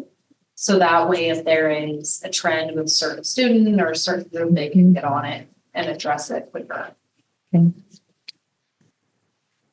And some teams are going to be there, and some teams are still going to be at question number 1, which is identifying what those essential standards are. So they can't get to the common assessments unless they've already identified what those essential standards are. So some may be ready, some may not be. Great feedback. Okay. How about goal 2? And maybe some of them are the same. I just had, how are we doing as a district? School's gonna be closing in about 7 minutes. I will set the alarm tonight. All right. Thank you so much. Thank you. That was nice. How are we doing as a district in comparison to past years? Climate culture of well-being. It's kind of set the metric. And what's interesting is I don't know, have we ever done like a 360 survey where we do staff, students, and families? I'm in the research process right now to find research-based questions that we can use, and then to find an instrument. I'm interviewing various groups. That's what I'm in the process of doing, is finding that survey. So we might end up just getting baseline data right now. Okay.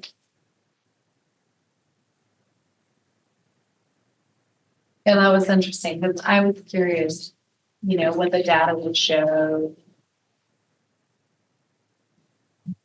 How do I put this? If there's a trend or anything of who is advising and who's thinking it's bullying, and is it the same folks or is it spread about, and what is their understanding of what bullying is? Because unless you pull it up in a dictionary or look in the handbook, people might have a different thought on that. Yeah. There's always multiple perspectives to an incident. And the only person that would have the true perspective is the administrator who's interviewed. And then they have to draw the conclusion. And that's what's challenging, because you might interview 1, 2, 3, 4, 5. They don't get to interview each other. The keeper of the information is the administrator who conducts the investigation. That is a challenge. Okay. What else? I have the same issue on bullying. Mm-hmm.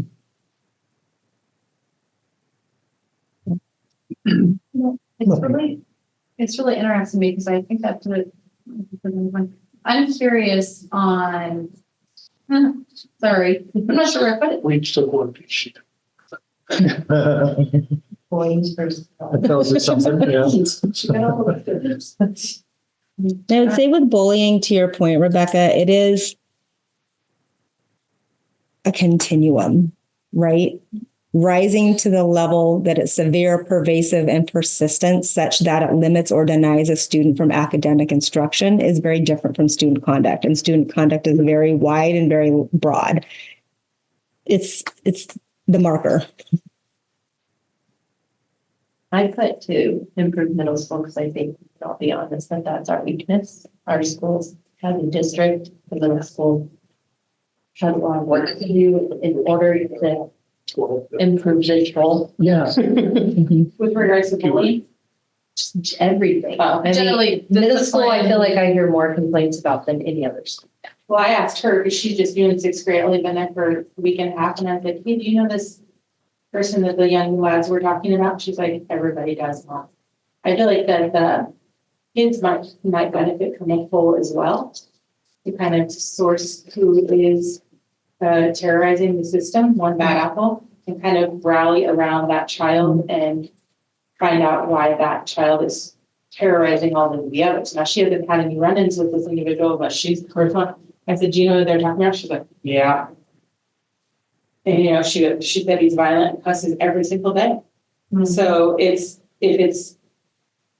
it's not just one child, if the whole school is being impacted by one specific child that needs some serious intervention, you can't judge that by one incident. You have to, just because it hasn't escalated, she doesn't go near him because he's gonna cuss and throw blows.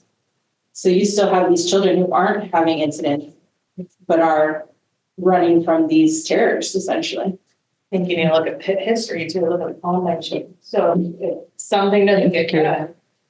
Can we move on to the next one? Mm-hmm. Okay, so is that everybody's feedback from goal number More. 2? Okay, I can collect these from you. Just one on number 2. So kind of along the lines of what you were saying, is there any way to pull up, the information from other middle schools? I mean, because we talked about middle school. I don't know, just thinking from my history, when I went to Deer Park Middle School, I saw a few fights like out in the halls at the middle school, but then never really witnessed a fight in high school all 4 years. Mm-hmm. So I wonder if that's a common trend, and I'd like to learn that information because it'd be good to be able to communicate to people if that's a common trend, to see more of the bullying or aggression happening in the high school age or the middle school age range, as opposed to like the high school. Because if so, then at least we're seeing a common thread. I will tell you, as a former elementary principal and middle school assistant principal, middle school is the absolute hardest time for kids. I don't know, did anybody go and watch, what's the movie called that just came out? Forge. That one? No, with all the feelings, kids. I think it's hormones. I think that it's the second movie. Beetlejuice? It's Inside Out, right? There's Inside Out 2, and I watched it. And I watched that movie with my kid. I'm like, that explains it all. So if you haven't seen Inside Out 2, it's exactly what's happening at middle school. And that's what these kids are going through. And some of them don't they don't have the luxury of having stable housing or stable food. And so we're also trying to get them to be in a good place emotionally and make them feel physically safe and to feed them. And then, by the way, you're supposed to be at standard, right? So there's a lot of dynamics going on. And I say this continuously. We're very myopic in our thinking, me, myself, and my family. And I expect everybody to be in the same way. That's not how reality and how middle school works at all, because you add in all the emotions and the feelings and then the depth and complexity of student behavior, right? It's not a one size fits all. It's very individualized. It's very complex, and there's always multiple perspectives. Well, that's why I think it'd be good to just see data points. Yeah. Because I think we all assume that or can observe that, but to see that if it's reflected in the data would be good. Yeah, and he did share, Tim shared last year the middle school data around belonging, right? But maybe there still might be 95% do feel a sense of belonging, but what about those other 5%? What are we doing to make it right for them? Because I always think that there's opportunities for continuous improvement, right? Always. We're always seeking ways to be better. And to her point, I mean, how are we addressing those kids that are choosing to cause challenges for multiple people? What are we doing? How are we addressing that? Well, interesting. I have some of the new updated, I have more information on the new discipline pieces, but was there anything else for goal number 2? Other middle schools, I'm just taking down notes. I think it applies to this one. I'm not sure. It might apply to the first one, but this day and age of social media, here we are, we pulled back the cell phone, we pulled back. I want to hear how that's going. I want to have that continuous conversation. I just was with a teacher from Richland at the Eastern game, and she teaches 6th grade, and she says it is a world of difference she has for kids focused on learning all day long. In fact, they don't even have lockers in there, so there's no discussion of actually taking time in lockers and keep phones. And she says it's unbelievably different. So I'd like to just continue that conversation, how we're doing, and how can we help parents get through that? How can we help these kids move away from this expectation that I need to know who is liking my stuff and who's snapping? Help them emotionally feel good about themselves by doing less about themselves. Okay, goal 3. Are you watching the clock, Eric? Sorry. I said have the different groups, the PAC, PTA, PT, whatever it is for Arcadia. Come let us know how they feel schools are doing. Those are the parents, right? That are maybe not all the parents, but some of the parents, and let them come to when we go to their schools. I was invited to DPEs on Wednesday. And I know HomeLink is creating a Hope group too. I understand. So, okay, great. What else? How do we help the families that have 2 working parents, single parents, or students with challenges? So I know the 2 working parents, they got their hands full. They're coming home, they're tired, and so how do we help them? We started something a couple of years ago about teaching the parents like some self-help things. I can't remember. You know, one of the things I tried to do, and I still need to do it, is check in with I call them faith leaders. So I need to recheck back in, because I was asking if any of them did any like parenting type classes or courses or something.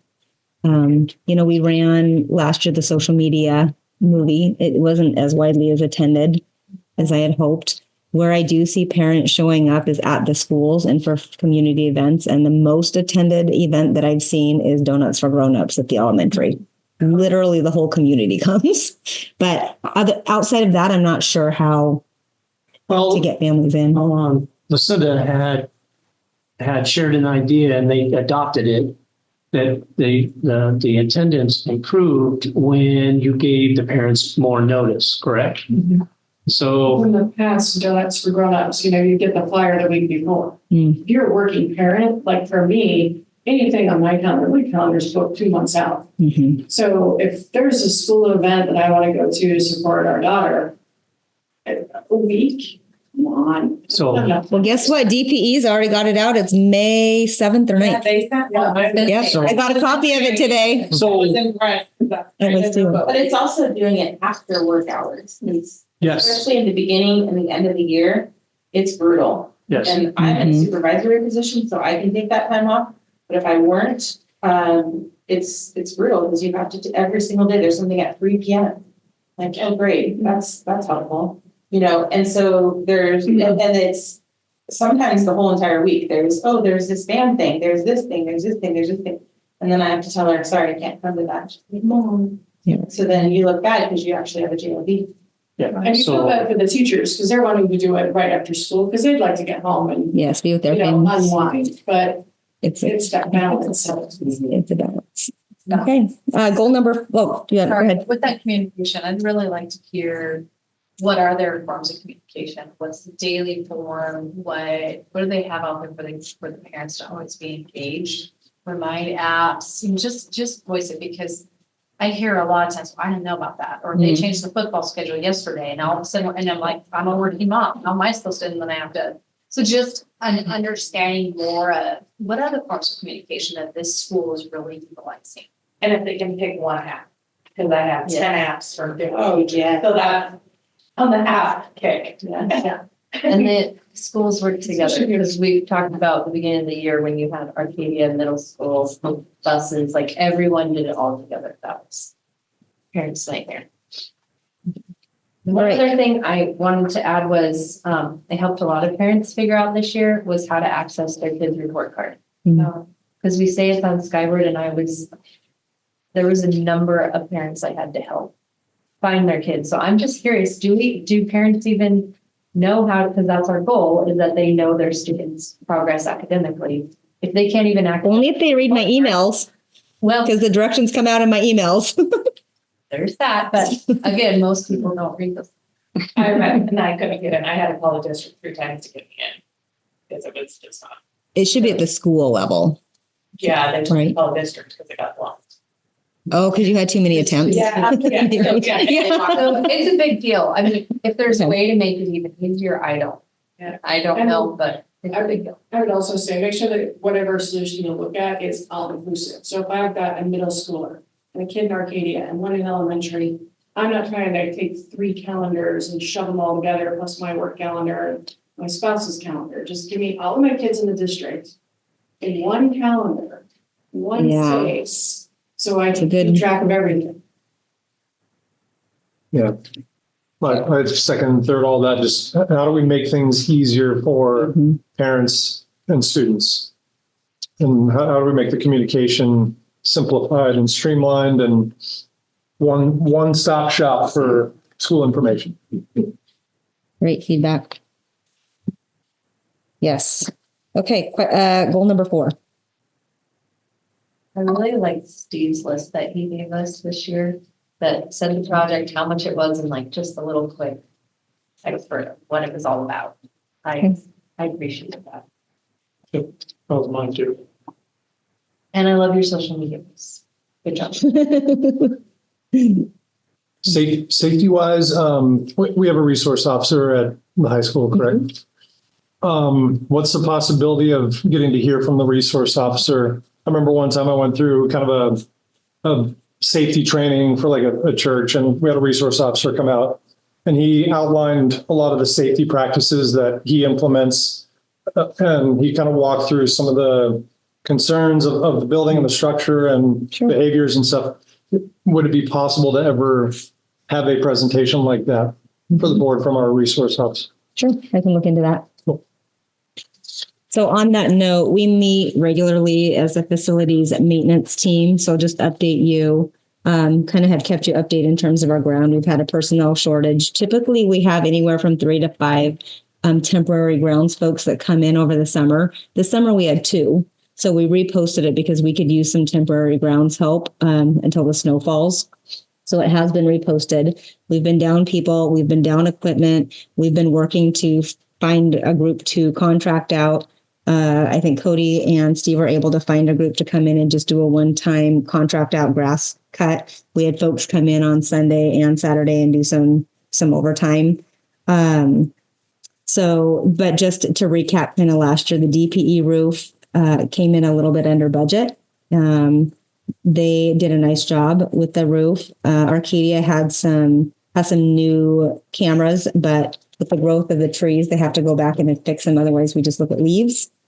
And so they need to go back and fix some of those exterior pieces, the bleachers and press box. I don't know if you've been watching those. They look fantastic. They have the actual seats in, and now next will be the building of the press box, and then we have to get it wired. So should be good to go for the first home game. As we look at newer and bigger projects for this next year, I think that ultimately what we're looking for is a camera system. So it's three pieces. One is to replace our current cameras that are old and outdated. We're talking old and outdated. We probably have a need for about 140 to 160 cameras. About 25 of those are new, and they run at least somewhere between $800 and $1,600 per camera. So to buy and to replace about 140 cameras at $1,000 each, that's $140,000. Okay. Then we need to update our camera system, because with the more cameras, we need bandwidth, we need storage. That's going to be another $20,000 just to get a new camera system. And so we're probably looking at our camera system being about $160,000 project. So that's around safety and security. The other piece that we're looking at is inside interior and exterior locks. Just over time, exterior locks and the systems that we've been used with the master keys. We need to relook at that. That's about a $250,000 project. So we have some big projects as it relates to safety and security. Didn't Steve tell us that the locks are becoming harder to replace because the locksmiths don't do those kind of key locks anymore? Correct. So that's another part of it, but it also increases safety and security. So that was just on the facilities and maintenance side. Anything else? Okay, thank you. I think we were able to get through all the goals. I'm going to keep going forward so you can follow with where I'm at. Almost done, but a lot. Okay, so policy. One of the things that it's a slow process because there's a lot of things that come up, but we were able to get through the 1000 series last year and update those. I'm trying to start the 2000 series this year. That's all about instruction. There are some that need to be updated that haven't been updated for a while, but there are some that haven't been updated that don't necessarily need to be updated. So looking through those and working with Stevens Clay on updating the 2000 series. I think that, Eric, you talked a little bit about field trips and the board's role and responsibility and what is approved and why. It's basically out of state and overnight. Those are the field trips there. So we do a ton of other like pumpkin patch or to the library or day ones, day camps or whatever. I also wanted to provide an update on the student behavior and discipline. Last time I gave you just basic information saying that there have been changes, emergency changes from OSPI. Well, they were able to give me some background and context because the paper all by itself was not very helpful. They changed and added some definitions. The long and short of it, OSPI has two functions and two roles. One of them is looking at emergency rules. And the example that she gave, it was the assistant superintendent talked about like COVID. They did emergency rules for that. The other piece that they do is they take the rules and they go with public input and comments and processes to then establish the language that we followed. So they used this language under emergency rules, and the focus was specifically on exclusionary practices. She said that in the spirit of the law that was written like back in the 70s, that there is a shared belief that there should be local flexibility as it relates to what's best for kids when it comes to exclusionary discipline. So what was happening is they started putting a timeline on exclusionary discipline, and they started saying that exclusionary discipline is 2 to 5 minutes. Well, you could walk down the hallway and it takes 2 minutes before you get counseled by the counselor, or you need to have a conference with the administrator, or you might be waiting in line because there might be students before you. So they're like, we never should have put that language in there. It made me think of other language, by the way, that maybe also that shouldn't be in there, but this is related to discipline specifically. But really long and short of it, that they wanted to redefine discipline and they wanted to look at behavior and discipline. They really wanted to address disproportionality. So one thing that's come up is students who aren't maybe behaving in the way that they should, much like students in academics. We have kids who need more repetition. They need more instruction. For academics, they need to learn how to read. They need to learn how to write and do math at a different pace. The same thing is true of discipline. Not every student comes in and walks into our buildings having the same background and ways and expectations at home, right? So we're navigating those spaces too. The other piece is if a student is, we have to look at disproportionality, right? And so when we're looking at students in special education, that is an area that we have to watch very closely. We cannot exclude students in special education at a disproportionate amount as compared to general education peers. We get docked for that and it's a problem because we know that the belief is for students and the best place for them to be is in the classroom. So we still want to make sure that our foundational core belief is that students' best learning happens in the classroom. Okay. This is all the things that they were saying that they talk about on the backside. This piece on the left talks, what happened is it was inverted. So if we look at A, B, C, D, and then this whole like yellow band, the A band is student behavior that violates law. It's very small, it's very slim. And that is basically where we're able to exclude immediately, right? So we're talking about gang, criminal, juvenile justice laws, dangerous weapons on campus, HIB, all of those kinds of pieces is grounds for removal, right? Exclusionary discipline, whether it be emergency removal, suspension, emergency expulsion, those kinds of things. So that falls in, that's A. B is, well, I guess A is bringing a firearm to school. B is juvenile justice. C is 2 or more violations of criminal, gang, intimidation, dangerous weapons on campus, HIB, right? And then D becomes behavior that adversely impacts the health and safety of other students and staff. But their point is that all those pieces together are about half of the total discipline. And if you look at the top, they've narrowed it down to discretionary behavior to non-discretionary behavior. So what they're saying is if you violate the law, that's non-discretionary behavior, whereas all of these other pieces that fall within the yellow are a big, broad range of local control where it falls with the classroom teacher, it falls within the building, it falls within policies and procedures that basically they had to expand what was in this yellow piece instead of legislating all of these other pieces away. So it's their attempt to give local control back to disciplinary action and discipline processes and procedures, if that makes sense.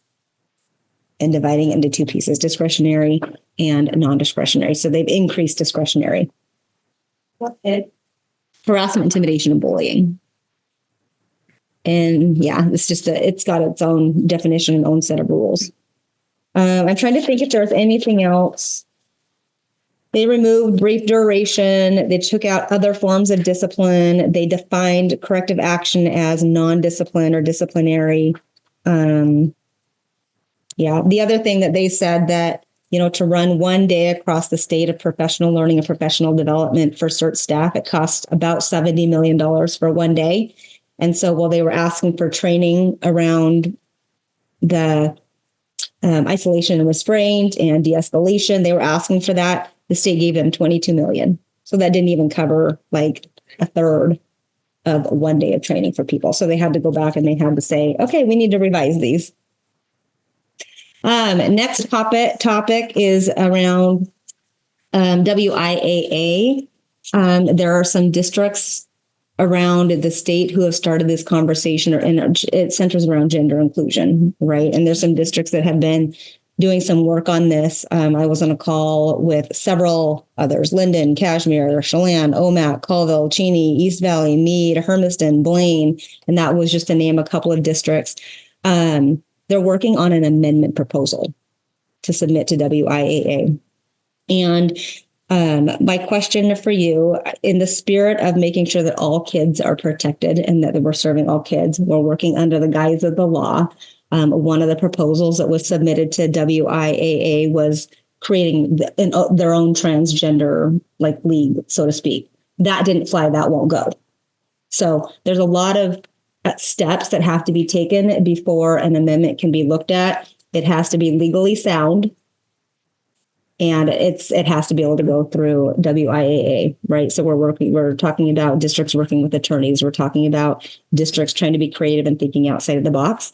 The proposal has to be one encompassing of all students. So protecting our female sports while also looking at the old Title IX language, but also being mindful and making sure that there's a space and a place for students who identify as transgender. That's the law. And so trying to think of how does that work? One was reference to us to take a look at Alaska's athletic handbook. And so some of them are looking at Alaska's. So they've been, submitting some proposals, but I guess the whole goal is honoring and protecting all students. So we're talking girls and athletes, and we're talking transgender athletes alike. That's our responsibility. It's the law.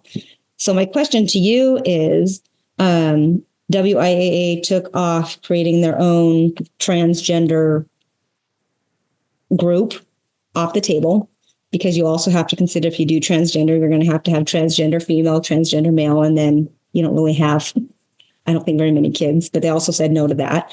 The law to consider. What other options do you guys or thoughts do you have out there to meet all those needs? It's a very hard, deep, and complex issue.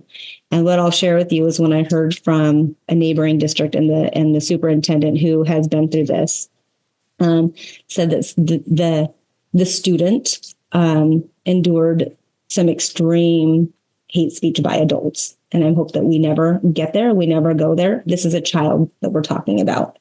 But if we can figure out a way where we're meeting the needs of all, there's been ideas thrown out there. There's been lots of discussion, but I don't know if you guys have any ideas that you would like for me to share or put out there.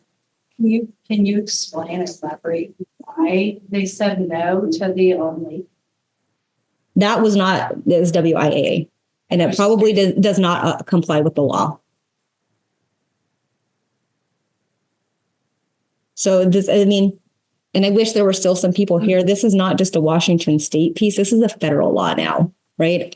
The current administration passed this law. This is not just Washington. We're talking federal at this point. I don't know anything about the WIAA, because I don't do the sports, but is there a way for us to not be involved in that? Because don't we vote to be involved in WIAA? That would mean zero athletics. And we have hundreds and hundreds of kids involved in our athletics right now. So that would take that completely away from all of our kids. There's no other options for athletics? Nope. And we would not get insurance either. Even if we created our own? With other districts that don't want to. Well, I'm saying with all these. Yeah, we wouldn't get liability coverage. No, but you could say outsource it because like your other groups that are not based in the high school, they have to pay their outsources and they've figured it out. We've dealt with the one. So there's ways to figure it out. That would be a huge decision for the board. We have, we have ideas. unified sports, Maybe it's right? We do have unified sports. So, unified sports is a segregated, competitive segment of public school sports. So it's not an entirely wrong idea, and there is a precedent for it already. I'm not sure what other option there would be. Making that as public school, serve all kids the same. That's the problem. But why wouldn't we serve them? If we're serving, we would be serving and allowing the ability for, I don't even know how to say this anymore. Boys, because it says boys. Okay, so boys basketball, girls basketball, and then there would be also ability for basketball for others that are choosing not to be in the boys or the girls. And they would have their own. They still have the ability. Just.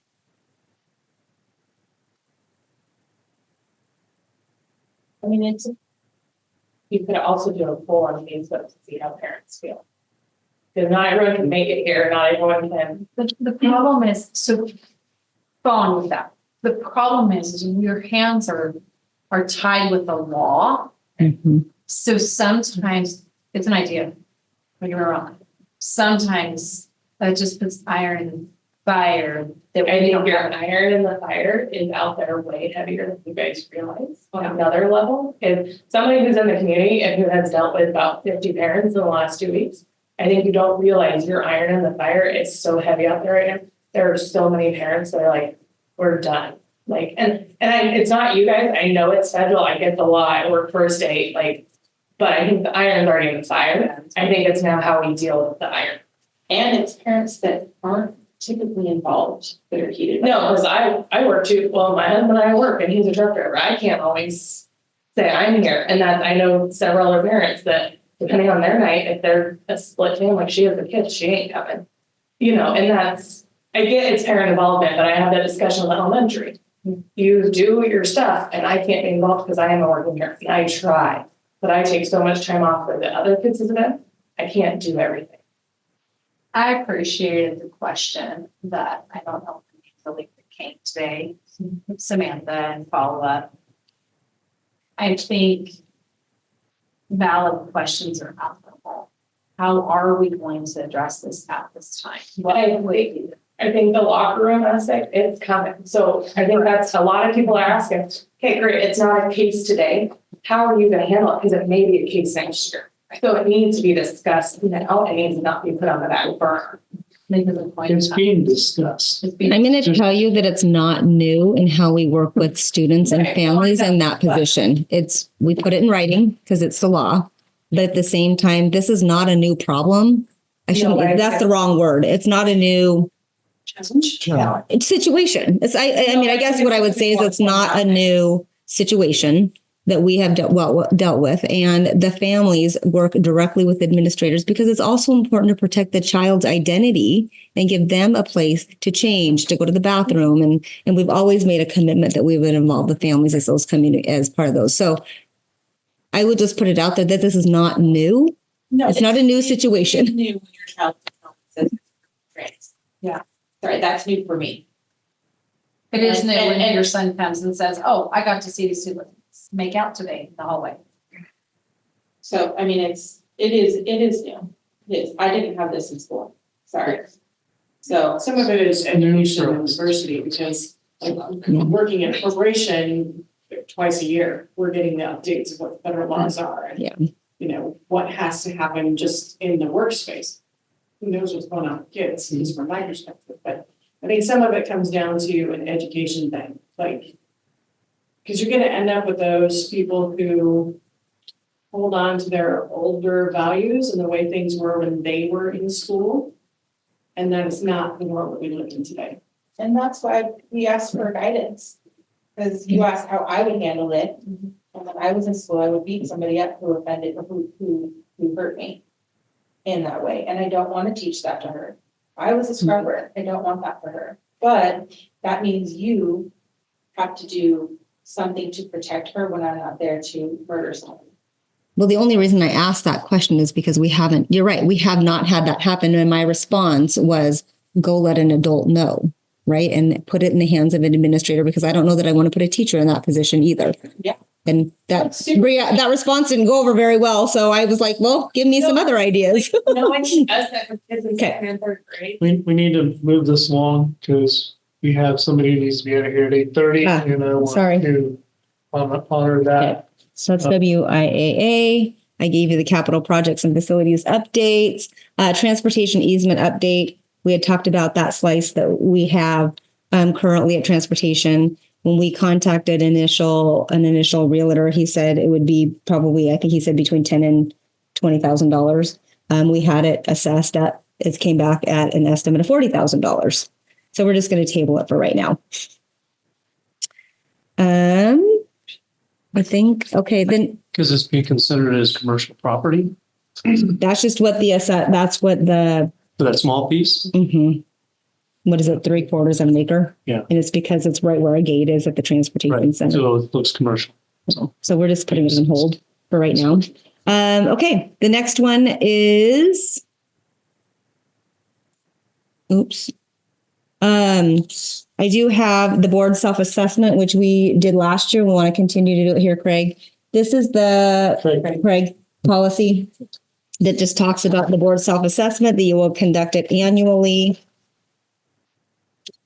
in the areas that WASDA has determined. 1 is curriculum and instruction, 2 is policy development, 3 is management, D is communication with the public. So those are the areas that the self-assessment that are supported by WASDA that you will take. I will send out the link to you to take it. We ask that everybody takes it. Yep. I contacted WASDA there. If we take that assessment, it's the same one we've taken like the last 4 or 5 years. So it's an ongoing, they keep track of it. Did you send it them? I will. I will in a minute. That's double. Okay. And there's upcoming dates. We are hosting the Spokane Directors Meeting October 10th at the high school. Spokane County School Directors. The one we had last year at UK. Yeah, Central Valley. Yep. Lakeside. The Central That was a Valley different last one. year. So we are hosting it here, so it'd be great if everybody could be there. And then WASDA conference here in Spokane this year is November 21st to 23rd. I don't know that Joanne's heard from everybody in terms of who can attend, but we need to get registered and she'll register us. So Yes, spots fill up and then you can't get in. yep. Who's going? That will not be me today on the hill. We were still trying to figure out our That's- travel plans. So Are you going to WASDA conference? We have all those things. Yeah. Available, but we got to get everybody registered. Are you If they registered? can register and don't go. Make sure Joanne I think knows. Joanne's already registered. I'll double check. After number. Okay. No mistake. Okay. Okay. All right. guys really open for this thing? Oh, the board meeting. Yeah, Work session. there's no Columbus Day. It's not an official holiday. All right. Anything I'm else? done. All right. We have a consent agenda items. We have one item on the consent agenda, the human resource report. Has everybody had a chance to look at that? I would ask for a motion, please. Move to approve. All those in favor say aye. Aye. Motion passes. All right, WASDA and conference, we just talked about that. So, is there anything, let's see, under board discussion, anything else anybody wants to bring up quickly? Good. No, okay. I'll pass it out later. All right. We have on consideration of action items, approved preferred format of meeting minutes. We've discussed this in the past, and we've not made an official motion on that. So, it was consensus that we stay where we're at with the minutes. And we passed our audits. We've talked to lawyers. We've talked to WASDA, and they're all saying that our minutes are as similar to other districts and good. So I would ask for a motion so we can have a discussion. Move to approve the way that we are doing this. Okay. Is there any discussion on that? So this is where I'm raising issue with the amount of information that's not being included in the minutes. Is that sort of it's sort of how certain information is omitted or skewed.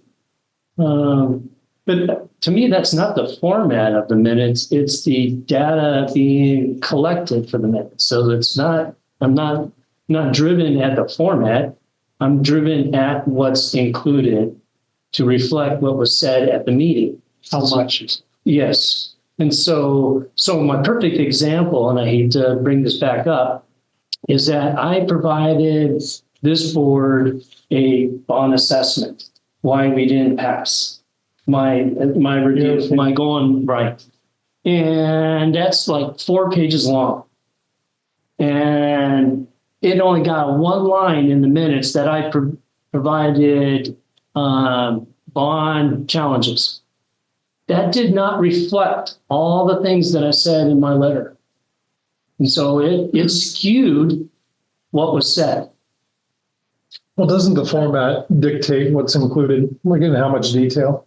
So I think it is a format issue because the format of an outline of a meeting is never going to include that much detail. And at minimum, it would include a reference to, check here to see.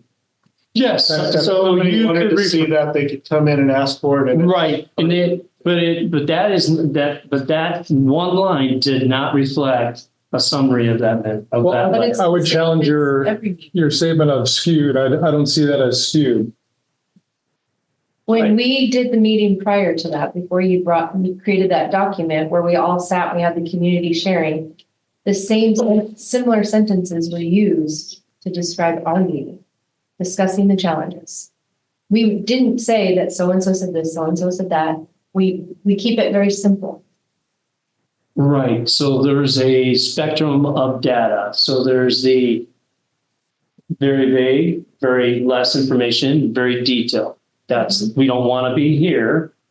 I say that one line was on the vague, didn't say enough information. There's somewhere in the middle that we missed. And I see that repeatedly because now we are skewing how much information we want to share with the public. But we are not We skewed. can. They can go watch. Right. The whole thing and. Right, but what I've said, sure, but that is, we just talked about working parents, single parents, they're tired. They're not going to go dig through an hour of video or through the minutes.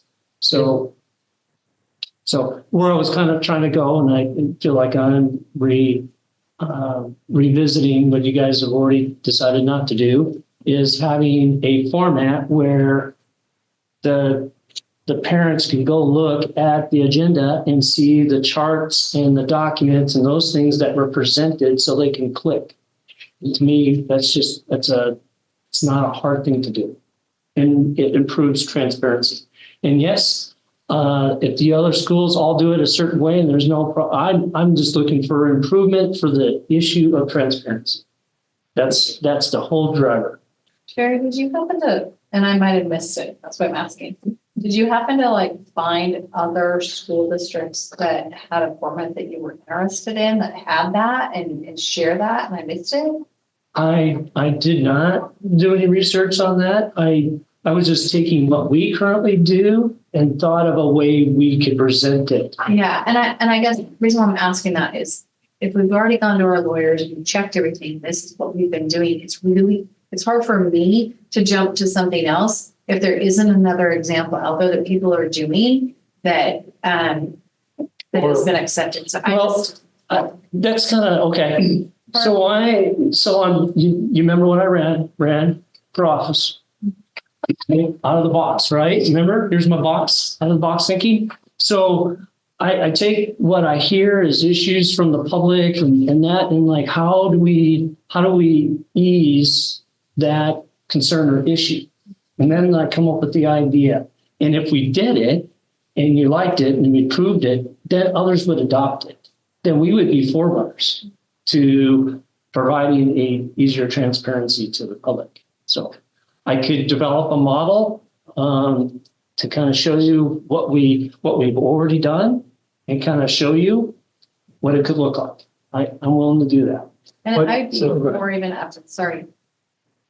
Go ahead. I was just going to say, if you do research and find other school districts that are doing that, maybe that would move faster. Okay. Fair enough. And I was just going to add I think there's a reason why the precedent is less is more with the outlines. I mean, in every type of board I've been a part of, it's always been less is more. And I think there's a reason for that. And, so I support that reason. Anyway, I think we should probably move to There's a vote. motion on the table though. Yeah. So is there a call for the question? Call for the question.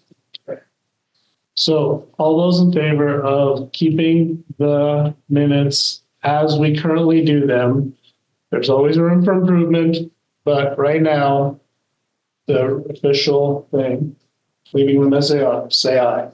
Aye. Opposed? Opposed. Okay. So